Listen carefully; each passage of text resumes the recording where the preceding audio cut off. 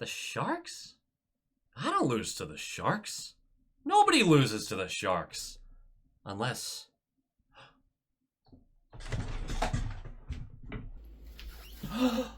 Oh. What's up, bud?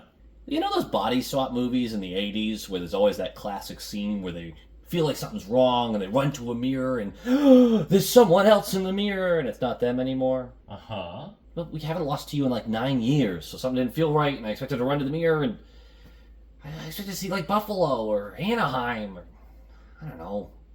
I expected to see the worst team in the league. Well, I mean, if you're still seeing yourself, doesn't that mean that you're the worst team in the league? No, still me. Damn it. Low quality fans, high quality something or other. I don't know. I wanted a high quality franchise, I guess, but this is bad. This is bad. This is like, hey, you're the worst. No, like actually the worst. You're the worst. This guy, the worst in the league. 32 teams. And I saw a point, this was a tweet last night that I can't remember who posted it because I'm always terrible about that. But they basically said anyone who is asking for more expansion teams while watching these two teams play is out of their mind. The point of expansion is you have to have the talent for it, right? You just have a couple of teams that are super loaded up that you're like, okay, we can spread this out, more parity, all that kind of stuff. I know that's not technically the point of expansion, but it should be in the conversation. And to watch these two teams, that sucked, especially for your East Coast boys who stayed up till 10:30 p.m. to watch it, and then also, I mean, your European and such fellas who are like 2 a.m. watching this game. Yikes, dude. Yeah, not worth it. Let's be honest, just not worth it. The Sharks suck. They're the worst team in the league when you take into account the entire season, because right now the Bruins genuinely have a chance at the belt. They should be fighting for it. They are fighting for it. They're on the card. They're in the championship. I don't know how boxing or UFC works, but basically the Bruins might be right now the worst team in the league. They literally might be, which is a little funny. It's a little funny. The Sharks, this is the second meeting of the year against the worst team in the league. I seriously, they're the worst, right? We're not the worst. They're the... We won the first matchup 6-3. They have the 23rd ranked power play, the 26th ranked PK, 31st in goals for per game, and 32nd in goals allowed. They do not have a single point per game player. In fact, no one's really close other than Celebrini, who has 52 points in 58 games. If I'm a little weird or manic right now, it's 8 a.m. I woke up at 6 a.m. to watch the game, and I just feel weird. It feels weird doing this so early in the morning. Man, I don't feel bad for the Sharks. I don't, because this was by design. They'll get another top 3 pick this year. Their suffering is coming with a reward, right? They should be close to having their core set, like their guys. I think there's still a couple question marks for them, particularly defensively. You keep hearing about all these guys that scoring and whatnot, all these exciting players for them. But honestly, I'm not sure what their defense looks like right now. It doesn't look good. But if we just bump over to a little Puckpedia action, we're doing it together. We're just vibing together. Yeah, they need some high-end prospects on defense as well. And maybe they have them, right? Maybe they do. I just am not well enough versed in their, in their prospect pool and everything like that. Regardless, they should be back to relevancy relatively soon in the next couple of years. They're looking to start that upward trajectory. This is where the hard part of the rebuild actually comes in, tearing it down to the studs, getting a bunch of picks and drafting high. Not that hard. Not that hard to do if your fan base will allow it. The building a cup contending team, much harder to do. I'll be excited to root for the Sharks again, though. I rooted for the Sharks for a very long time through my childhood. I was a big Sharks fan. I loved that 90s, early 2000s logo. So I really grew up watching the Ice Cats too. So was to when they were the Worcester Sharks and the Ice Cats, and you get it, the whole thing. So I rooted for the Sharks when they were really bad, and then they were really good, and then they were really bad again. I would like for them to be relevant again. We are also playing against arguably the worst goaltender in the league in Alexander Georgiev. According to both Natural Stat Trick and MoneyPuck.com, Georgiev ranks dead last among goalies with at least 25 starts in goals saved above expected per 60 minutes. That's, I mean, to have multiple sites agree that, like, you suck because they all have their own models, it's not a good sign. It's not a good sign. Do you remember when Avs fans wanted Georgiev to win the Vezina because he had 40 wins and Omar had like 40 wins but like 6 losses? Do you remember that? That was fun.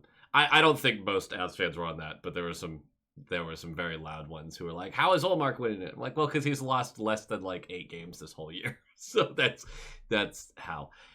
So, worst goaltender in the league. I want everyone to keep that in mind as we talk about this game, that this is, by several measurements, the worst starting goaltender in the league. It's also been 9 years since we've lost this team.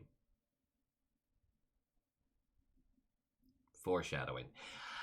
The lineups for the Bruins. Geeky Zakapasta, untouched as usual. Huznadinov, Elias Lindholm, Fabian Lysell.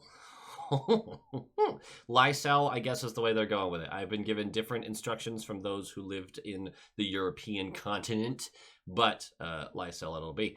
Cole Koepke, Middlestat, Laterry, Lauko, Beecher, Brown, Zadorov, Jokiharju, Lorai Peak, Callahan, Wotherspoon. Korpisalo gets the net. Kostelic is out with an upper body injury. Hampus and McAvoy still out, and Lysell gets his Lysell gets his second game. I was not looking for him to be a game changer. This offense has ranked dead last in the league for like 7 weeks now. So it's not like Lysell was going to come in and immediately change the entire landscape of it. I wanted to watch him as an individual play a solid 200-foot game, use his speed well, see the ice well. That's it. There was not going to be a case where somebody comes in and all of a sudden you're like, holy shit, this guy's going to change the entire landscape of this team. No. I want to see Lysell play for a few more games, maybe the rest of the season. I don't know. I'm not quitting on the guy yet. I'm not giving up. It's just, God, there's something there. His skating is so good. There's something there. It's fine. Let's talk about this game because we have a ton of game notes. Like, we have big game notes. It's pretty quick going through this game, though. Puck drops. Like, comment, subscribe. Nailed it. 3 minutes in, Lauko and Gaudreau are going to shed him. A nice little tilt. There was a hit earlier. I think they got in each other's face. Lauko's taken on a beast there. I don't know if that's like a smart decision from a guy with a long injury history, but either way, that's Lauko's game. He's feisty. It does end with Gaudreau getting Lauko's jersey over his head. The refs split him up as soon as it becomes clear that Lauko can't see. Remember, that used to be a move where you just pull it over and just wail on the guy until someone was willing to step in. I guess now they step in a little quicker, as you all know. 5:11 in, Lysell is getting involved. He uses his speed to go 1v4, which we've talked about him in Providence doing before. He's sprinting down the center of the ice and draws a hooking call. We're going to go to the power play, and you know how the power plays go. I don't really have to explain that all that much. 7:02 left. Jokiharju gets burned again. Kovalenko slides the puck behind him and just blitzes by the guy, and so Jokiharju has to trip him to prevent the 1v1 with Swayman. We're going to go to the penalty kill. Jokiharju, at least twice a game, just gets flat out beat like that. Like, someone just does a move on him and just goes right around him. He's just terrible at handling any sort of forward deking talent at all, puck handling. I'm really not a Jokiharju guy. I'm just really not. I do not want him re-signed unless it's like a third pairing, just we need a body kind of guy. Seventh D is where I'd put him. 150 left. We're going to kill that. Zaka is going to go for tripping. We're going to go back to the penalty kill. We kill that as well. We'll go in the second period. 106 in. Wenberg, who I affectionately refer to as Wienerberg. He's coming in with speed, goes right around Lorai for an in-tight chance. Happens to Lorai a lot too, by the way. So, like, I'm not picking and choosing. People go around Lorai. I still am higher on Lorai, I think, Jokiharju. But an in-tight chance on Korpisalo. He makes the 5-hole save. Korpisalo was really good in this game. He was really good. 2:13 in. I don't understand what happens here. I do, but I don't. It's 2-1-2. Celebrini crosses the blue line on the right side. He's got Callahan in front of him. Callahan's playing this perfectly. He's got his angle to the puck carrier. He's got a little bit of an open angle if he needs to get back to the center. he's got his triangle in front of him, and Wotherspoon's on the other side. Now, I think what happens here is Will Smith cuts through the top of the offensive zone, and it makes Wotherspoon just kind of like creep closer to that strong side, right? To the left side with Callahan and Celebrini. Problem is, that leaves Eklund wide open on the far circle. Easy pass. He gets to pick a spot, low glove. I don't understand this. Koepke's coming back with the back check to take care of that top threat of Smith. This is a 2-on-2. Play it like that. Wotherspoon is a 7th D. I know that. This one just really bothered me because Wotherspoon, this is a mistake you make in the first couple of weeks of the season because you just missed communication or something like that with your D partner. And I'm not acting like these guys have to be perfect all the time because that's kind of what the statement is and it's unfair. But, God, this one's just so basic. Just cover your man, cover your side, anything. Like, how do you let a 2-on-2 turn into a free chance like that? You're not even in vicinity of the guy. Just really weird. I don't know if he just never saw Eklund. I don't know. 1-0. Korpisalo gets beat pretty clean on that. This one actually kind of made me chuckle a little bit because I saw the comments from last night that Korpisalo was great. He was amazing, and he was. He was really, really great in this game. But I kind of went back to when that goal went in, and no one's like, man, he should have had that save. And I know the comparison with Swayman is more about his contract than anything. But if Swayman let that goal in, Korpisalo got there in time, people still would have been like, I wish my goalie would have made that save. There's just a weird... Korpisalo has been really good over his last couple starts, where Swayman has not. Like, that's very clear. And Swayman has not lived up to his contract. And Korpisalo is getting better as the season goes on. Luckily, this last month, he's been a lot better. But at a certain point, the two standards are getting really far apart. They're getting really far apart between the two players. And a goaltender is still a goaltender regardless of contract. So I know there's certain expectations that go along with it, but I just feel like it's very consistent that I watch something go in on Korpisalo and everyone finds every excuse, and then something similar goes in on Swayman and they're crushing the guy. Again, I understand the contract difference there, but there's got to be at least a little bit of closure on these standards. A little bit, right? Not to say I think Korpisalo should have got torched for that. Swayman does deserve more grace in certain areas of his game. I feel like I try to be pretty fair about criticizing him when it matters and when it actually makes sense to. And then there's some games, we've seen games where he's allowed 4 goals, none of which could even possibly have been his fault. And there's still people in the comments who are smoking the guy. We just have to even this out a little bit, I think. That's just a weird rant on my part. I don't know. It's early. 3:56 in. Cagnoni for holding on Lauko. We're going to the power play. Lauko draws so many penalties. I forgot that about him. Best chance for the power play, a 2-on-1 for the Sharks that Korpisalo is able to fight off. Second best chance, though, is a 2-on-2 for the Sharks that leads to a chance from the slot and a follow-up chance on the rebound. And Korpisalo fights both those off. So bad. 3:10 left of the period. Georgiev, behind his net with the puck, holds too long until pressure arrives. He pushes his puck to Desharnais blindly. And Koepke is right there to poke the puck away into the top of the slot, into the top of the crease, where Mittelstadt comes over, collects, and just throws it into the empty net because Georgiev hasn't had time to recover. It's 1-1. It's the only goal we'll score this game, as you already know at this point. And we were playing one of the worst defensive teams in the NHL, who has the worst goaltender in the NHL. And the only goal we could score is one that was from a if you're a goalie, 10 the goal moment, right? That's not great. It's 1-1. Let's go to the third period. In a tie game, the players haven't given up. That's what's important to remember here. Players haven't given up, I don't think. The coaching wants to survive this season and be a coach next year, although I think Sacco might have given up, but we'll talk about that. You're tied against the last place team in the league. 1-1 going into the third. Show us something.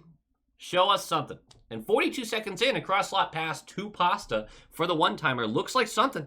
It looks like it could be a sure thing. But Georgiev gets across and gets a leg on the shot that Pasta probably wanted to get a little bit more of, or else he was trying to go 5-hole. I'm not sure what his thoughts were here, but it gets kicked out. We're going to go through this whole period.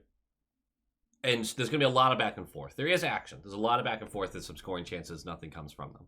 And with 3:23 left of the game, Almost 30 seconds earlier, the Sharks take the offensive zone, but it looks real close to being offsides. After 2 scoring chances, after 2 puck retrievals by the Sharks, the puck is moved to Eklund, who blasts this from the slot, save made, but on the rebound, it goes to Karlsson, Lucas Karlsson, who has a wide open net. Korpisalo is already down. He has no chance. It's 2-1. That's your game-winning goal. We see the replay of the entry. It's offsides. It's offsides, right? It's offsides. After the game, the reason that Sacco didn't challenge it is because he said he thought as the player who was offsides was coming back and the puck was coming back into the offensive zone, there was a pause of control from the guy carrying the puck, like he pushed it forward but didn't touch it, allowing the other player to touch up in time, so then they come back in the zone, they would have been onside, the challenge would have failed, is what he believes. It's close. It's really dicey here. It's really close. So he says that after the game. The problem I have with this, because it's a legitimate reason not to challenge, in some circumstances, such as they just tied the game, right? It's not a game-winning goal. It's a game-tying goal, right? It's you wouldn't challenge that if you had a big lead. If I don't know, I just if the score was different, I guess you wouldn't challenge it. But it's a tie game. It's a tie game. It's a tie game with less than 5 minutes. Your team has had 1 shot on net in the last 5 minutes. 1. They are the worst offense in the league over the last 6 weeks.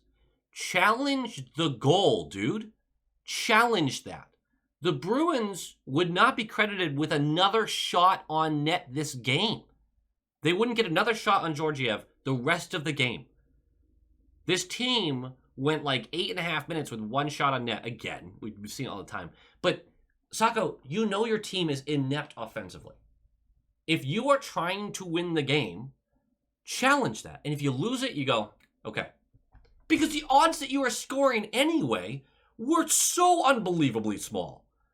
Like, that call goes your way, you've got a real chance at this. You do what you did, well, you saw what happened. And yeah, I get the benefit of hindsight, but come on. Like, this is just not playing to win. This is just not playing to win at all. And, oof. Gaudreau's going to get the empty netter. It's going to be a 3-1 final. We have a ton of game notes, but let's continue this Sacco conversation for a second. It further emphasizes that he is either afraid of making mistakes and costing himself the job next year. That's one option. I don't believe that. Or he has one of the worst abilities to read the pulse of his team that I have ever witnessed. Right? Because I do not believe. The only other third thing would be like Sweeney has told him, like, you know, we're looking for the pick. All right? Relax. Bullshit. That's just not how that works. That's not how that environment works. And even if Sweeney said it, Sacco's like, I'm working for a job, dude. Like, I want to be a head coach. I don't know if he wants to be a head coach, honestly, but this is just... It's got... In my head, it has to be, he just doesn't read the game well.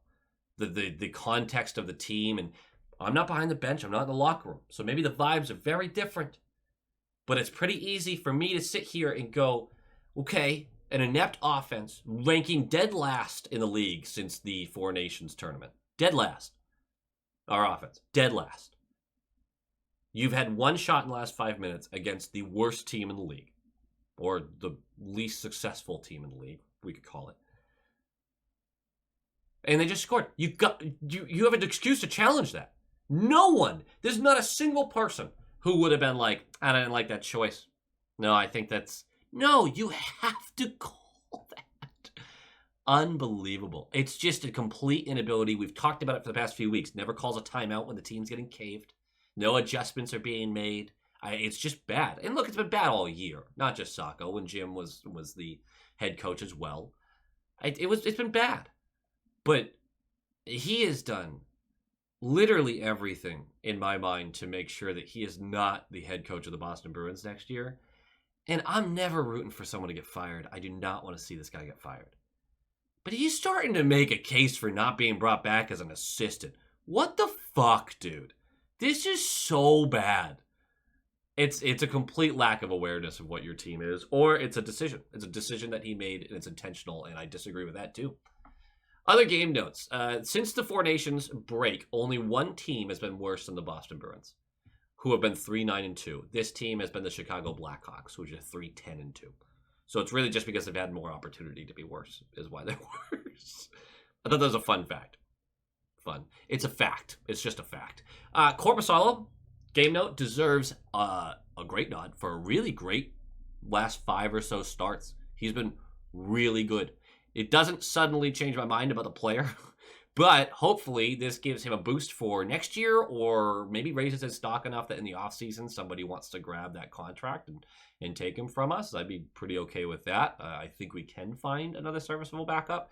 But if he can continue this into next year and can be a really quality backup, that'd be great. He's had several pockets of the season where he was not that. So we're trying to figure out exactly what this team in net looks like next year. It's most likely it's just Swayman and Korpisalo again. You just got to figure out the starts because Swayman's not been good enough. He hasn't been. And maybe you lower his load a little bit. And if Korpisalo continues to play like this, you go, okay, Korpisalo is going to get 36 starts, instead of the 18 or whatever he's going to end up with. He's going to end up with more than that, but you know what I mean. Another game note here. Yoki Haru, I'm super over, and I don't want to see him play for the Bruins next year. That was already said in this video, but I just said it again. Lysell, our boy, thought he was good. Thought he was fine. I think there's some speed stuff that he's catching up to. I'm just not ready to give up to him. His skating's so good. Mentally, I think he has some great vision. I don't love every decision he makes. I don't love every decision a lot of our players make. That's not something that's going to hold me back really there. He's 22. I'm not ready to give up on him. He actually has another year on his ELC, which for some reason I thought this was last year for him. And I'll double check this while I've got you here. Yeah, he has another year of the ELC. I just can't give up on him. I know certain players just develop at a different pace. Maybe the guy's not going to work out for us. The front office has certainly made us feel like they don't like him very much. But I just don't see a reason why not to really see if this guy's got it. He doesn't have value around the league right now. He has incredible skating ability. He has really strong vision. He had a shoot-first mentality tonight. I don't know. I want to keep him around. I want to see what he can do next year. I have not given up on this player. His skating is just so good. It's so good. I got to believe. So I'm going to keep believing in him until I truly can't anymore. The final game note here. There are two trains of thought on this back half of the season. Well, really this game. One train of thought is, hell yeah, these are the winnable games we need to lose to get closer to a top 5 pick. Easily explainable, right? You get that. Or, oh God, is it really this bad? Are we going to be competitive again in the next 10 years? There is a train of thought there. Now, that's super negative, but it's hard not to let this kind of 6-7 weeks poison your mind for the following year and for expectations. Now, expectations should not be high for next year, obviously. But this team has been so bad offensively post-deadline with no sure improvements coming. Honestly, even before the deadline, the whole season. But with no sure improvements coming, right? We might be able to get something in the free agency. One of the younger guys might step up and start correcting some of the things. It trickles down. Obviously, if you get a guy that's all of a sudden he's a top 6 guy, that talent, it trickles down. It makes the team better. It fixes problems immediately. But with no guarantee of that coming, no guarantee of a top 3 pick of a guy that might be able to come play right away with us, there is a legitimate concern that next year is also this bad offensively. How do you set your expectations? I really like Kuznetsov, for example, but it's not like he's driving a successful line late in the season. Ooh, son. We'll get through this in a second because we're almost done. But it's not like he's driving a successful line. But how do you judge him? How do you personally decide, is this a good player that you keep around or not? Now, I try to do my best to solo out the player, find individual plays that I like, and go on from there. But it is genuinely difficult when you are trying to figure out who's anchoring down a team offensively and who's truly struggling, which there's names in my head that I'm not just going to start blasting, and then who can actually be part of a successful team. What this is scaring me the most is it looks like the only play driver is Pasternak, which, I mean, maybe that's true, maybe that's not. But being unable to score against the Sharks team legitimately, not to say that's not a legitimate goal that we got, but it's not a good goal, not a hockey goal, right? It's concerning. And looking at the past 6 weeks, it's very concerning. I am still on the side of like, good, we're raising our draft stock. There's a lot of changes that can still happen in the offseason. I'm not going to get negative about it until I'm looking at the finalized roster. And even then, I'll probably wait till preseason's over to really make any judgments on it. I'll do my way too early power rankings, of course, but you know. So I just there's two ways to think about it is basically what I'm saying, and I don't think anyone needs to panic just yet. I understand the thought process, but a lot can still change. We still do have core members. Lindholm and McAvoy do actually improve the offense quite a bit just for their puck moving abilities, 5-on-5 for McAvoy, more so than the power play, but it does improve things. It's just, you're a long way away from looking like a competent team right now. It's concerning how far away they look, but I think it'll all work out. I believe. Go Bees. Go Bees! And of course, here at the end of the video, I love to give some shout outs to the fantastic high quality inspectors who help support the channel and keep this running. I super appreciate every single one of you, from the role player tier, the top line tier, and of course the all-star tier.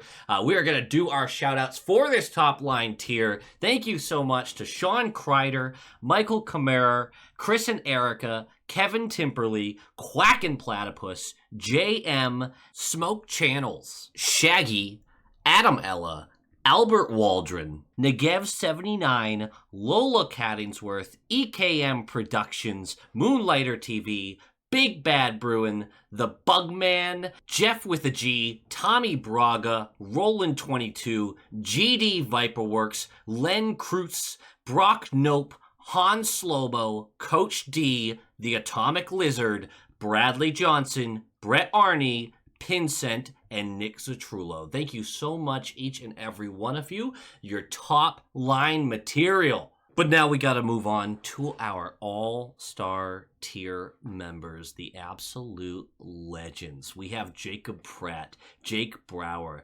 Dampen, JG's 12, Mark S., Ann Hustis, Tim R., Lorenzo Wood, Penny Pasta, Levi Catalani, Boston Stringler, Bagel, Nightmare Eco, John Kirk, Joel, Stealthy Potato, Heil E. Coyote, Darren Woodbury, Abraxion, Wolf Warrior, Vinny, Adrian Winter, Tupton D. Tashi, Bruin Smash, D.A. Kingery, The Only Newts, A Tasty Snack, Dutes42, and Jeremy. Thank you all for all of the support and love that you are all giving.